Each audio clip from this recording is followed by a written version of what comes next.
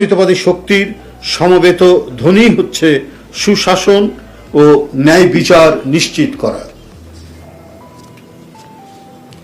বর্তমান সময়ে নানাবিধ সামাজিক অপরাধের বিভিন্ন মাত্রার প্রকাশ দেখা যাচ্ছে। প্রশাসনিক স্থবিরতার কারণেই মব কালচারের প্রকোপ বৃদ্ধি পাচ্ছে। অবৈধ কালো টাকা এবং গোপন অপতৎপরতার প্রভাবে মব কালচারের নামে সমাজে বিশৃঙ্খলার চেষ্টা চলছে। আবার অন্যদিকে অত্যন্ত পরিকল্পিতভাবে প্রযুক্তি ব্যবহার করে স্বার্থান্বেষী মহল বিএনপির নামে সামাজিক যোগাযোগ মাধ্যমে নানা অপপ্রচার চালাচ্ছে।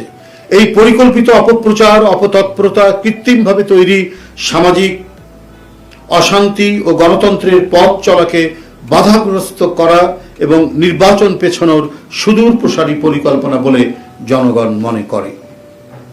শেখ হাসিনার আমলে অদ্ভুত উন্নয়নের বয়ানের মতো এখন নির্বাচন পেছানো নিয়ে নানা ধরনের বয়ান দেয়া হচ্ছে।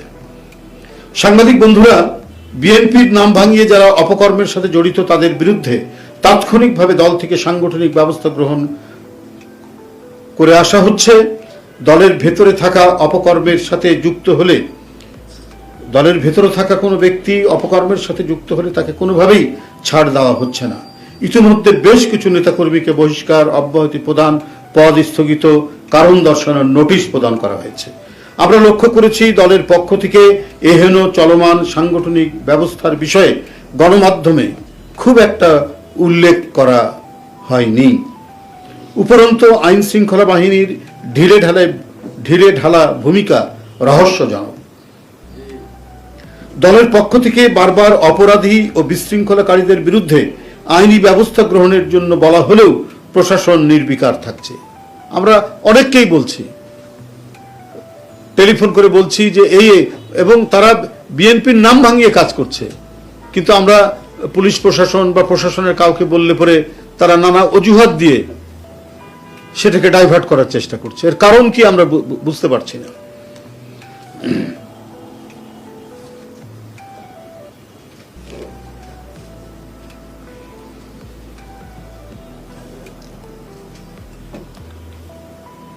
দুষ্কৃতিকারীদের বিরুদ্ধে আইনি ব্যবস্থা গ্রহণের জন্য দল থেকে প্রশাসনের সাথে যোগাযোগ করা হলেও প্রশাসন কোনো সহযোগিতা করছে না।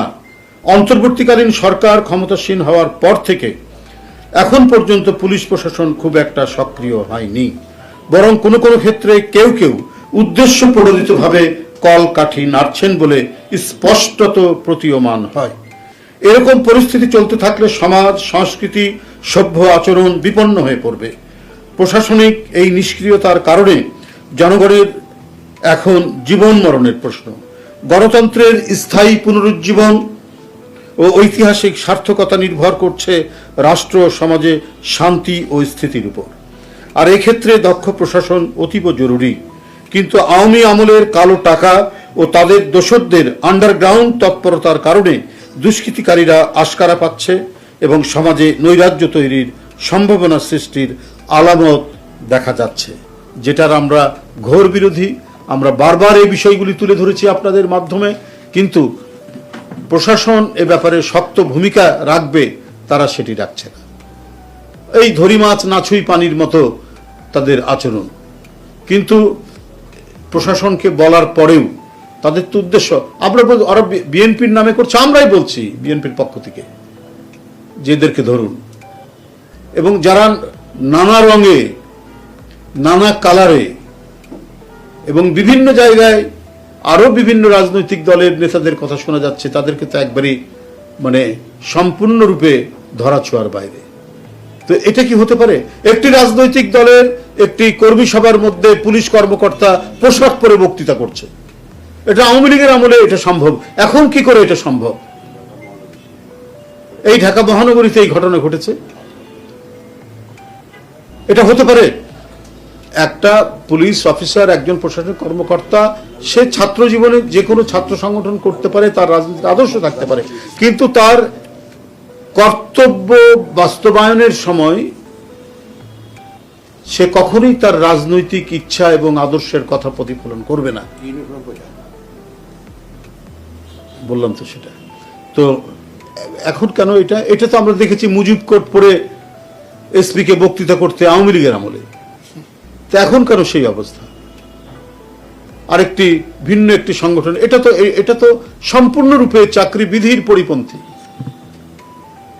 এই যে নিজেকে মানে জাহির করা, আমি অমুক দলের লোক, আজকে একটি পরিবর্তন ঘটেছে, একটা দানবীয় সরকার পতন হয়েছে, এখন তো আইনের শাসন। আইনের শাসন মানে যারা আইন প্রয়োগকারী সংস্থা, যারা প্রশাসনিক ব্যক্তি, তারা নিরপেক্ষ আচরণ করবে, তারা যথার্থ আচরণ করবে, যাতে সমাজের কোনো মানুষ আইনের আশ্রয় নিতে গিয়ে বঞ্চিত না হয়, রাজনৈতিক কারণে সে যাতে কোনোভাবেই বঞ্চিত না হয়।